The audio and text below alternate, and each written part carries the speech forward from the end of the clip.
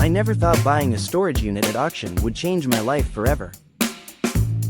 My name is Jake, and I'm a 28-year-old reseller from Phoenix. What started as a routine bid turned into the most haunting discovery of my existence. It was a scorching Tuesday morning when I arrived at Desert Valley Storage.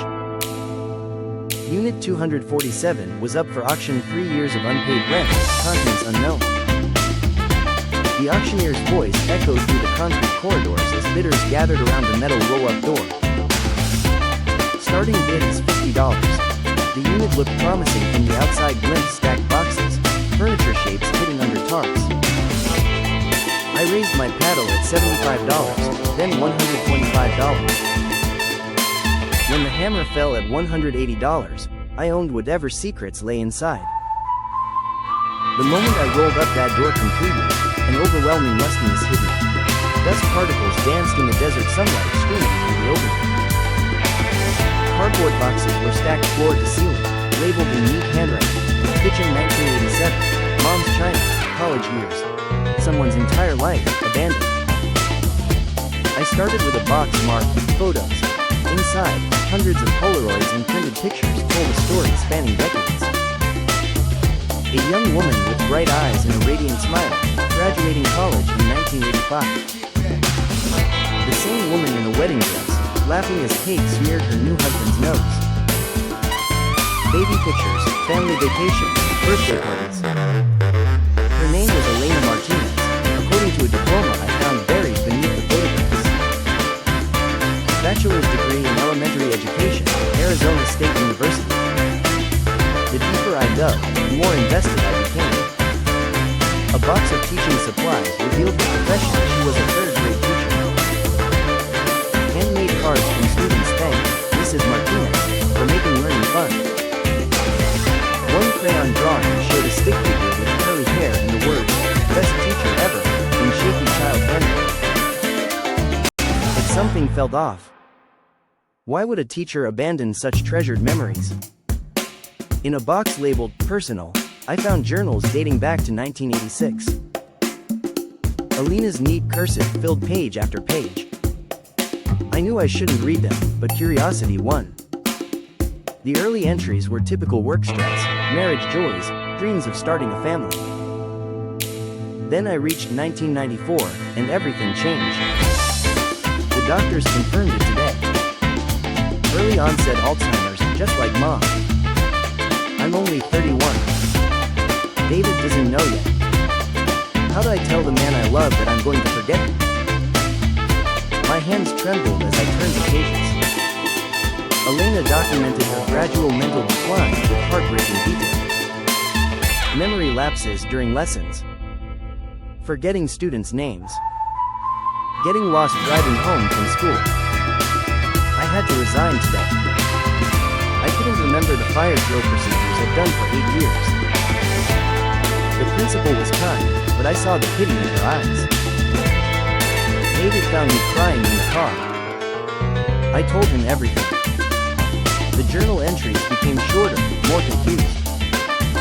David's name appeared less frequently. By 1996, the handwriting was barely legible. I found divorce papers dated December 1997. David had filed, citing irreconcilable differences, but tucked behind the legal documents was a letter in different handwriting dated. Elena, I know you won't remember reading this tomorrow, but I need you to know I'm not abandoning you because I don't love you. I'm placing you in Sunset Manor because I can't give you the care you need. This breaks my heart more than you'll ever know. I'm keeping your storage unit so when you have good days, we can look at our memories together. The storage unit wasn't abandoned, it was a memory bomb.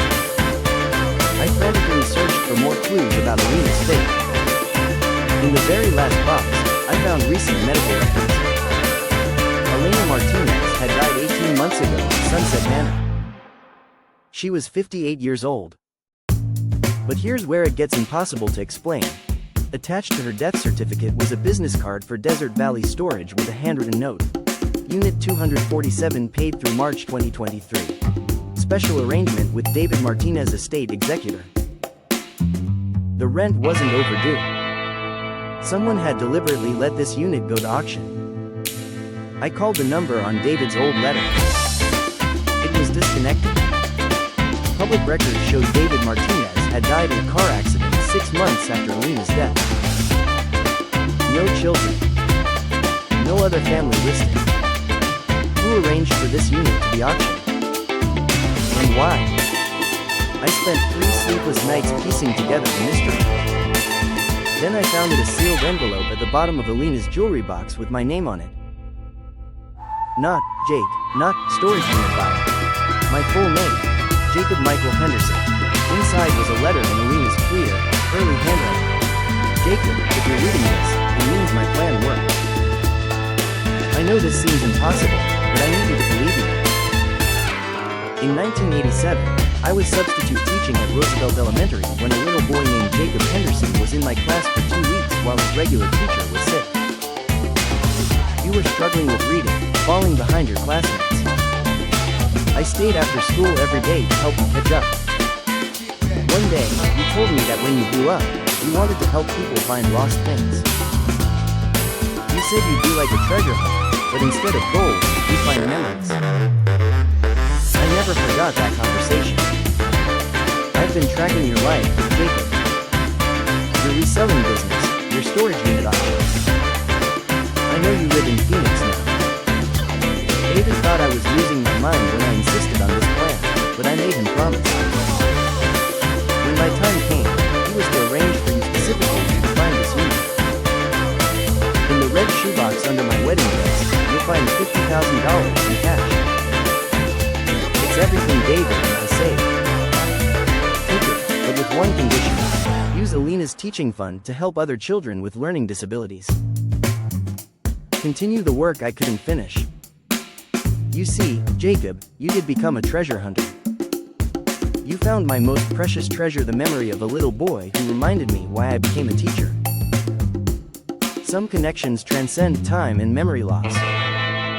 I found the red shoebox exactly where she said it would be. The money was there, wrapped in rubber bands with a business card for a lawyer who had been expecting my call. Alina Martinez had orchestrated her own posthumous gift from beyond the grave, connecting a forgotten moment from 35 years ago to change my life forever. She remembered me even when Alzheimer's stole everything else. I established the Alina Martinez Learning Foundation 3 months later. We've already helped 47 children with reading disabilities. Every time I see a child's face light up when they finally understand a difficult word, I think of Alina. But here's what haunts me most. How did she know I'd be at that exact auction? How did she predict I'd be the winning bidder? The lawyer claims he doesn't know just that Alina left explicit instructions about timing and location. I've been back to that storage facility 6 times, asking questions. The manager insists no one arranged anything special. Unit 247 went to auction because of unpaid rent, period. But David's payments were current until the month Alina died. Someone is lying, or something impossible happened. Last week, I received an envelope with no return address. Inside was a photograph I'd never seen before me as a 7-year-old, sitting at a desk while a young Alina Martinez knelt beside me, helping me read. On the back, someone had written, "Some teachers never stop teaching. Some students never stop learning." The connection is eternal. The handwriting matched Alina's journeys perfectly. I've learned that love can transcend memory loss, death, and even the impossible. Alina Martinez planned this reunion across decades, ensuring her final lesson would reach the student who needed it most. What would you do if you discovered that a seemingly random purchase had been orchestrated by someone from your past, someone who died believing in a connection you'd completely forgotten? Would you question your sanity, or would you embrace the impossible? Because I'm starting to wonder if Alina's Alzheimer's didn't steal her memories at all. Maybe it gave her the ability to see connections the rest of us miss.